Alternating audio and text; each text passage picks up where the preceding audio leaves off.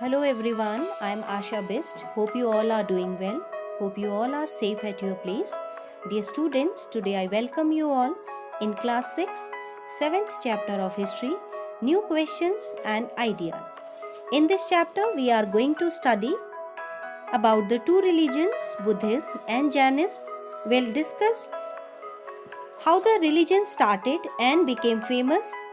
We'll also get knowledge about the similarities and dissimilarities of these religions.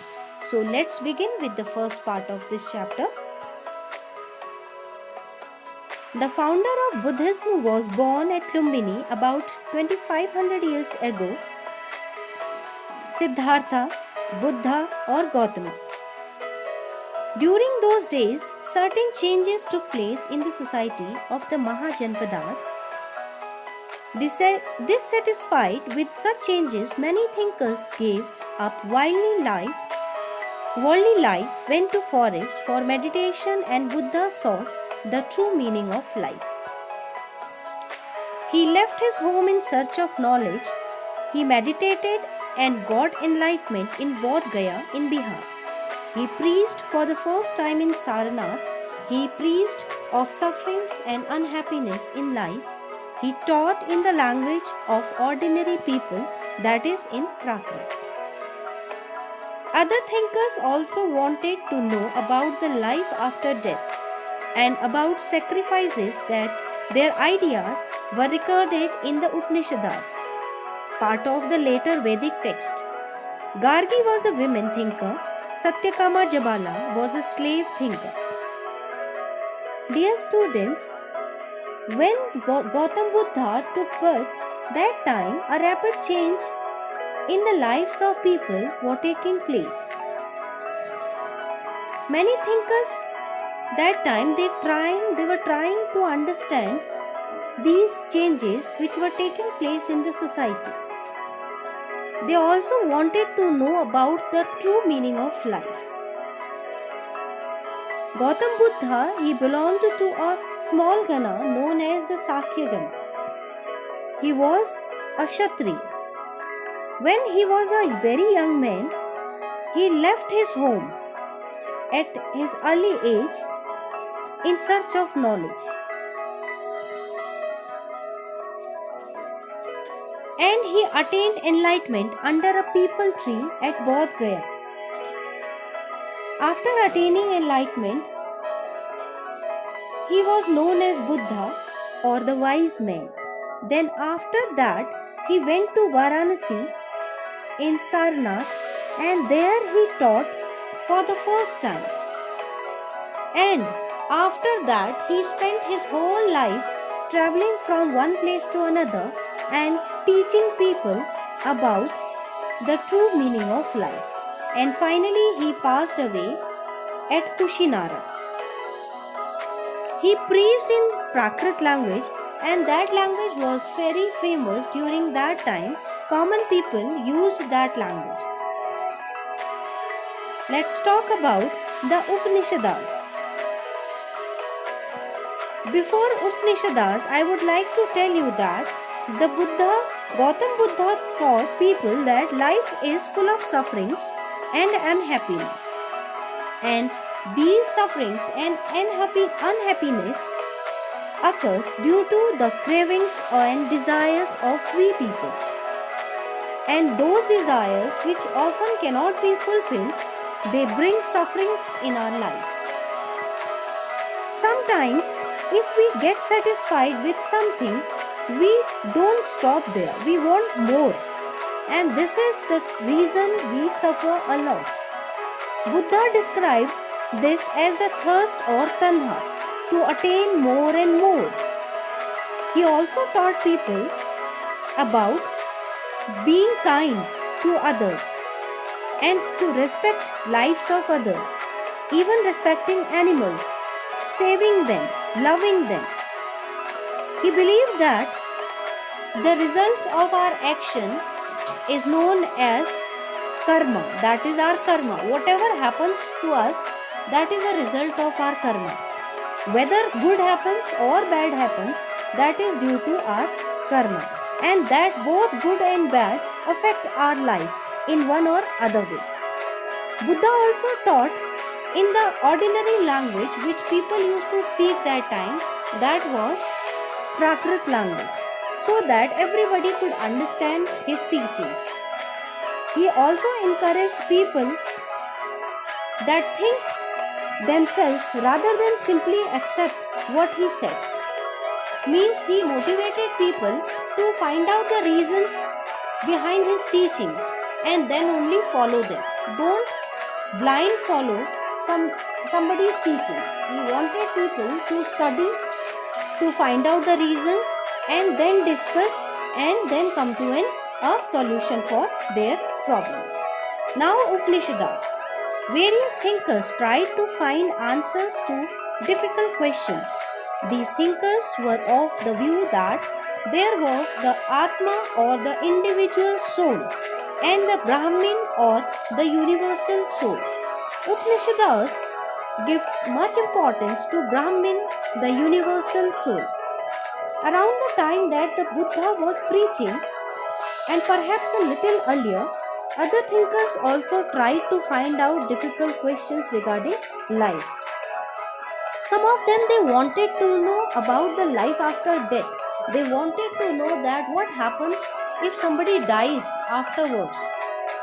Many of these thinkers, they felt that there was something permanent in the universe. After the death also, there is something which exists in the universe, and they believed that there is existence of Atma or soul, individual soul. If the body dies, after that the soul remains in the universe. They believed that Brahman or the universal soul, they believed on the universal soul. They believed that both Atma and Brahma were one. They cannot be separated. And their ideas were recorded in the Upanishads. These were the part of the later Vedic period that I have already explained. Upanishads, literally this word means approaching and sitting near. Approaching and sitting near. And the text which is there in this Upanishads, these are the conversations between teachers and the students. In Upanishads, whatever text is given, that all is the conversation between the teachers and the students. And these ideas are often presented in the forms of dialogues. If I tell you about these dialogues, there was a famous dialogue in this Upanishad. There was a famous story rather. Shaunaka and Abhipratrin were two sages at that time, and these were the worshippers of the universal soul. Once they sat down at one place and started eating their food. Suddenly a beggar came to them and asked them to share their food with him. They denied this, and they said that we cannot spare anything for you. This is our food. We are going to feed ourselves with this food. Then the beggar replied that to whom you worship. He asked question that to these two sages that to whom you worship. Then the sages replied that we worship to universal soul. Then he said that if you worship universal soul, the universal soul fulfills the entire world and you are not sharing the food to me. If the universal soul fills the whole world, it fills me too. So, who am I? I am a part of this universal soul. So, you need to share your food with me. Then the sages said that, O Brahmin, you speak truth. You are right. Then these sages shared their food with the wise beggar.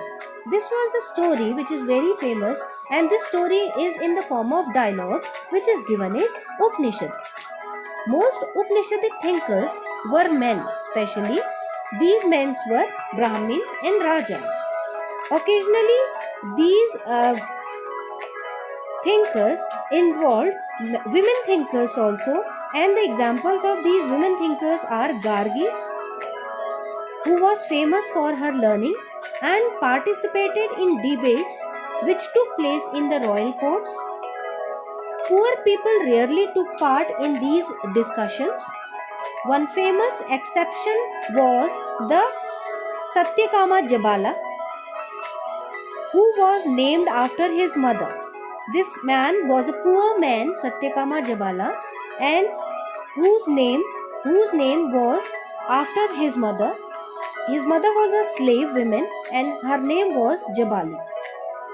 He had a deep desire to learn about the reality, was accepted as a student by the Brahmin teachers named Gautama. Gautama accepted him as a student. As I said that earlier, the poor people were not allowed to study or participate in these discussions, but there was exceptions. Satyakama Jabala, the slave women Jabali's son, he got accepted as a student by Gautama and became one of the best known thinkers of that time. Many of the ideas of the Upanishads were later developed by the famous thinkers, Shankaracharya, and about whom we'll study in the next class rather. Jainism. Let's talk about Jainism. Jainism was founded by Vardhamana Mahavira of the Vajjigana Sangha. He left home at the age of 30 and went to live in the forest. For many years, he led a hard and lonely life, but finally attained enlightenment. Vardhamana Mahavira also led a life similar to that of Buddha. He said that those who wish to know the truth must leave their homes. He spoke of ahimsa he taught in Prakrit. The most famous thinkers of Jainas, Vardhamana Mahavira. As I told you, he was a Kshatriya prince and at the age of 30 he left home. He went to live in the forest once he left his home, and for 12 years he lived a hard and lonely life in the forest, and finally he attained enlightenment.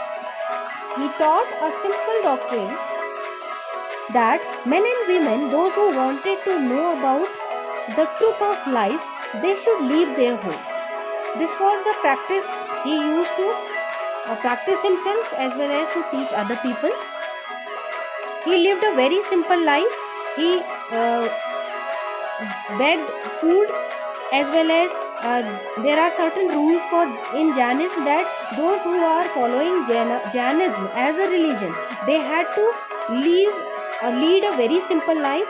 They need to beg for their food. They need to be very honest, and even they need to, especially the men, need to sacrifice their clothes also. Jainism teachings were written for the first time about 1500 years ago. As I said that in Jainism, people, those who wanted to know about the truth of life, they need to leave their house. They need to follow some rules very strictly, like they need to follow ahimsa. These were the teachings of Mahavira. Mahavira believed that a person's position in life depends on the karma of his previous life. He preached ahimsa. He instructed his followers not to lie, steal or kill. His followers were known as Jainas, who led simple lives and begged for food. Ahimsa, like we were talking about ahimsa, in Jainism, following ahimsa is very important. Ahimsa means not hurting or killing living beings. All beings, said Mahavira, long live. To all things life is dear. So all things should have the right to live. And we should not hurt or kill anyone, including the animals.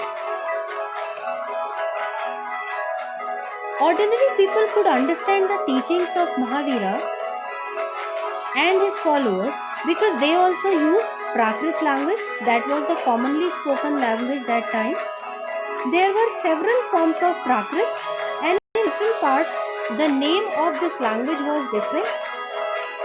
For example, the practice spoken in Magadha was known as Magadi there, and followers of Mahavira, who were known as Jainas, they had to lead very simple life, like we discussed earlier. They need to shed their clothes, even the men especially, and they were not allowed to steal something. They need to be absolutely honest, and they need to arrange their food by begging.